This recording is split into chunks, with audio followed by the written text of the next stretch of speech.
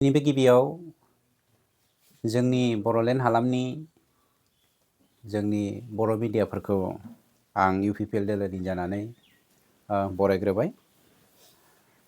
गोबां सम थांनाय दान मोनसेनिबो बांसिन जोंनि आसाम हादाबसा आरो BTC हालामखौ लानानै BTR हालामखौ लानानै जोंनि बर' आरो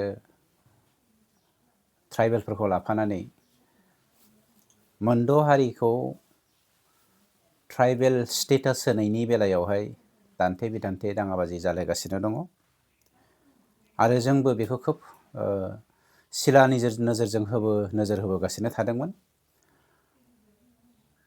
गोबां मानसिफोरा जोंनि UPPL दोलोखौबो दिनै माहारियारि बादजों समाज दानायनि थांखिजों बड'लेण्ड हालामाव सान्थि गायसननायजों आरो गासैबो जाथि जनगोष्ठीखौ लानानै खौसेथियै भारतीय नागरिक हिसाबै जोङो माबोरै आवगायलांगोन बे नोजोरजोंनो जोङो अबजार्भ खालामबाय थाबोदोंमोन। जाउनाव जोङो साननैसो नेथ'दोंमोन, नाथाय दिनै जोङो मोनसे बाथ्राखौ रोखा होनो नागिरबाय जे दिनै बाथ्राफोरखौ रोखा बुंनायनि सिगां आं मोनसे बाथ्राखौ क्लियार होग्रोनो नागिरदों जे जोंनि थांनाय 29 नभेम्बर खालि ट्राइबेल स्टुडेन्ट इउनियननि दैदेननायाव बड'लेण्ड आरो क'क्राझार मुलुगसोलोंसालिजों लोगोसे गुबुन गुबुन फरायसालिमानि फरायसा फरायसुलिफोरा थांनाय जोंनि बे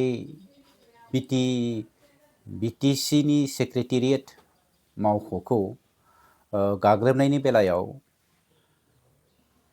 BPF दोलोनि दैदेनगिरि बिथांमोना बरन्स हाग्रामायाबो बावहाय UPPL दोलोनि आखाइ दं आरो UPPL दोलोनि थुनज्लायनायावनो बे खामानिया जादों होननाया सोमोनांथावना आरो सोंखारिथावना। जोङो मोनसे बाथ्राखौ बुंगोन जे जाय फरायसा फरायसुलिफ्रा जोंनि हारिनि आरो हादोरनि इयुन, बिथांमोना इमसनेलि जा खामानिखौ सेक्रेटेरियेटखौ एटेक खालामबाय बा बिनस्थ' खालामबाय, बियो आयेन बेरेखा जादों, बेखौ जोंबो गनायो। नाथाय दिनै जाय फरायसा फरायसुलिफ्रा गावनि राव हारिमु थुनलाइ आसार खान्थिखौ थैनो थांनायखौ नुखानानै रायखसनि खुगायाव मन'जाहां अबस्थाखौ नुखानानै इमसन जानानै सोमावसारदों।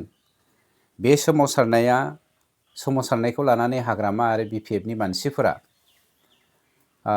UPPLनि फिसाफोर बा न'खरनि मानसिफोर होननानै बुंनाया हारिखौ लाजि फोनांनाय बिदि जादों। नंगौ, बावहाय UPPLनि गथ'फोरबो फिसाफोरबो थागोन, BPFनि फिसाफोरबो थागोन, BJPनि कंग्रेसनि फिसाफोरबो थागोन। UPPL, BPF, BJP, कंग्रेस बेफोर जादों मोनफा मोनफा राजखान्थि हान्जा। खिन्थु बर' बिमानि राव रायग्रा, बर' बिमानि आसार खान्थि हारिमु राव थुनलाइखौ सिबिग्रा बैफोर जादों साफा साफा बर' आरो साफा साफा ट्राइबेल। जाय ट्राइबेला रोजा 7,000 बोसोर जोंनि बर' बंस'आ रायजो जाबोदों। बे 7,000निख्रुइबो बांसिन रायजो जानाय बर' फिसाफ्रा जेब्ला दिनै हरखाब सासे बर' दैदेनगिरिनि दैदेननायावनो गावनि राव हारिमु थुनलाइ आसार खान्थिखौ रायखसनि खुगायाव गारसननायखौ नुबाय, बे नुनानै बिथांमोना सोमावसारनाया बे मोनसे साभाबिक बाथ्रा। नाथाय बिदि होननानै दिनै BPFआ UPPLखौ मुं फाननाया गावनि राजनैतिक षड़यन्त्रनि थाखाय बर' हारिखौ फाननायनि मोनसे सिन जानानै फैनायखौ जोङो नुनो मोनदों। नैथियाव मोनसे बाथ्राखौ जोङो बुंनांगोन जे 29 नभेम्बर खालिनि जा जाथाय, बे जाथायखौ लानानै हाग्रामाया जे UPPL एबसुआ गावखौ बुनो जुगुमदों, गोहो दंब्ला मोदोमाव दांनाय फै होनना बुंनाय बाथ्राया आं सानो बियो सासे गावखौ मूर्ख होनना सिनायथि होनाय सासे लिडार। बिथाङा ओरैबायदि मूर्ख लिडार, मूर्खखायनो अधर्य आरो सासे काउन्सिलनि मुरब्बी जानानै गावखौनो जुदि बाहुबलि देखायनानै हारिखौ फोजोबस्रांनो नागिरदोंब्ला आं खावलायगोन, नोंथाङा मेलेम दङबा खर'आव जुदि नोंथाङा मेलेम दङब्ला कलम हमनानै जोंजों दावहा नांनो आवगायबो। आं पार्सनेलि नोंथांखौ चेलेन्ज खालामदों। बुलायनायनि बाथ्राखौ जों बुङा, जों नोंथां बायदि मूर्ख नङा, अधर्य नङा, खिन्थु बोलोआ जोंहाबो दङ। जों रावखौबो इन्स्टिगेट खालामनो नागिरा, खिन्थु नोंथाङाबो सोरखौबा इन्स्टिगेट खालामैया गाहाम, बेखौसो जों नोंथांखौ खावलायदों।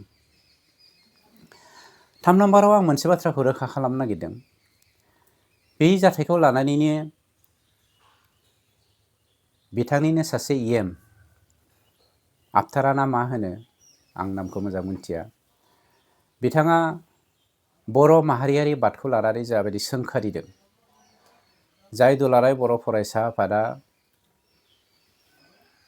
दिनैनिफ्राय बेसेबांबा बोसोर जोनोम जानाय मोनसे आफाद, बर'खौ मोनसे दिङायाव दैखांनानै लोरगि हमनानै गासैबो सात जालानिफ्राय रैखाथि होनानै अरायबो बे आफादनि फरायसा फरायसुलि दैदेनगिरिफ्रा गावखौ त्याग खालामनानै हारिखौ बासायग्रा मोनसे आफाद, दुलाराय बर' फरायसा आफाद। बे बर' फरायसा आफादखौ दिनै फाग्ला होननानै बुंनाया सोंखारिथावना। आफताराया सोर? आरो आफताराखौ हाग्रामाया माबायदि पावार होदों? जों बुंनो नागिराखै आफताराहा बुंनो मोन्थाय गैया होननानै। बुंनो हायो, सोरखौबा बेक्तिगत भाबै एटेक खालामनो हायो, खिन्थु आफादखौ, बर' माहारियारि बादजों सोमोन्दो थानाय मोनसे आफादखौ सोंखारिनाया सहायनो हायै मोनसे बाथ्रा जानानै फैदों। आरो बिनि थाखाय जों साफ्रोमबो बर' हारिया खौसे जानानै हाग्रामानिफ्राय फिननायखौ जों मोननो लुबैयो। आरो बेखौ जों लुबैनांगोन, आरो बेखौ जों बिनांगोन। आं बेखौनो नोंथांमोननि मिडियानि गेजेरजों फोसावबाय बा खावलायनाय जाबाय। गुबुन फारसे थांनाय 29 नभेम्बर खालिनि जा आसाम लेजिस्लेटिभ एसेमब्लिनि जोबथा रांबावजा एसेमब्लि जानानै थांदों, बे एसेमब्लि खालि मोनद'था ST बिनाय माहारिखौ आसाम गभर्नमेन्टआ गभर्नमेन्ट अफ इन्डियानिसिम जा अथराइजेसन प्रप'जाल हरनाय जादों। बे प्रप'जालखौ लानानै जोंनि गेजेराव ट्राइबेल दैदेनगिरिफ्रा सापर्ट दं गैया बेखौ लानानै जोंनि गेजेराव जि दान्थे बिदान्थे जादों, आं बे बाथ्राखौ रोखा बुंनायनि सिगां मोनसे बाथ्राखौ आं रोखा होग्रोनो नागिरदों जे थांनाय 2006 मायथाइयाव दुलाराय बर' फरायसा आफादा, आं फरायसा आफादनि सासे सोद्रोमा नङाबाबो बेखौ आं दिनै रायजो राजानिसिम क्लियार होनो नागिरदों, जा हाग्रामाया होनदों 2006 मायथाइनि 19 मार्च खालि दुलाराय बर' फरायसा आफादा अथराइज लेटार होनाय जादों बिथांमोना ST मोनथों होननानै।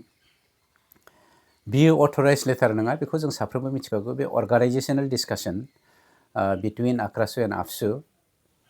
माने भारतीय नागरिक हिसाबै बयहाबो खेंखायनो खुद्रिनो मोन्थाय दङ, गाव गावनि मोन्थायखौ लानानै। आरो बेखौ लानानैनो दिनै बर' आरो राजबंशीनि गेजेराव हारिमुखौ लानानै बा मोन्थायखौ लानानै माखासे गोनो गोथो सोमजिलायबोदोंमोन।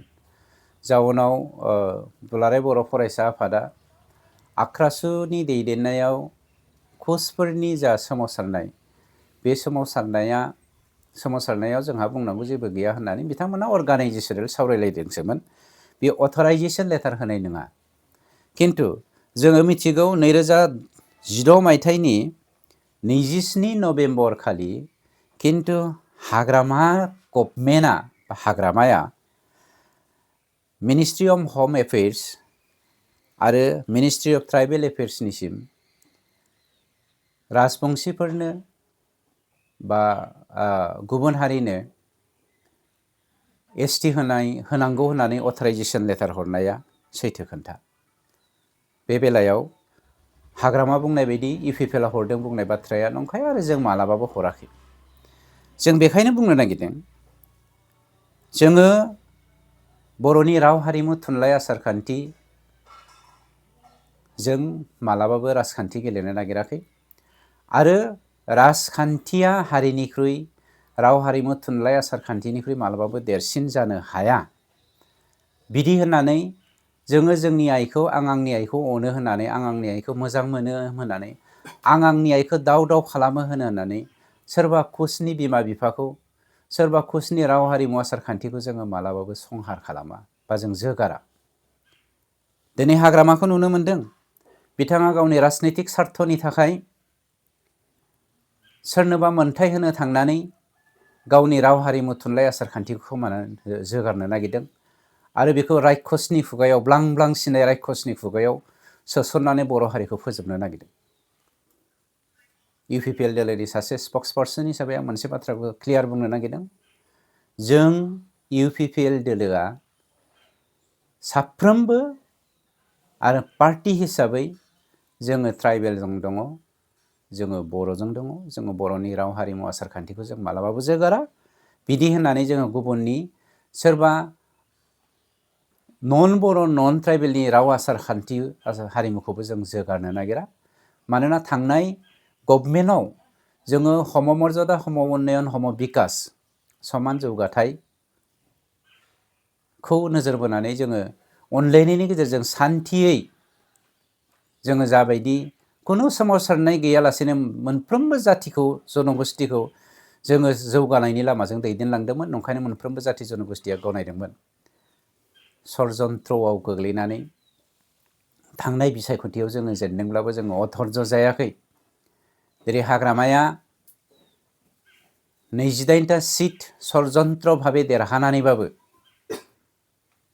जोंनि राव हारिमु थुनलाइ आसारखान्थिखौ गुबुनखौ गोबानानै फाननो थांनाया जोंनि थाखाय लासिंसिं आरो दुखुनांथाव बाथ्रा। बेनिखायनो नोंथांमोननि मिडियानि गेजेरजों आं दिनै सासे रनजित बसुमतारी हिसाबैबो कुइसन खालामनो नागिरदों। जों UPPL दोलोआ हारि आरो माहारि राव हारिमु थुनलाइ आसारखान्थिखौ फोथांना लाखिनायनि थाखाय जेब्लायबो दं। मोनफ्रोमबो जाथि जनगोष्ठीखौ जोङो मान होनायाव दं। खिन्थु हाग्रामाया दिनै क्लियार होथों नोंथांमोननि मिडियानि गेजेरजों जे जों आंबो हारिजों दङ होननानै। जों जेरै बिखाफोर दानानै बुंनो हादों गावनि सोरनिबा मोनथायखौ होनो थांनानै आंनि मोनथायखौ आं मालाबाबो खोमानो थाङा होननानै बिथाङा बुंदों। आं बेखौ दिनै नोंथांमोननि मिडियानि गेजेरजों कुइसन खालामबाय। Thank you. आसाम एसेम्ब्लियाव हाग्रामा महिलारिया सानै हिनजाव लानो मोननायनि माखासे प्रथाब थिखांदों होननानै बुंदों। बे बेसेबां सैथो सार?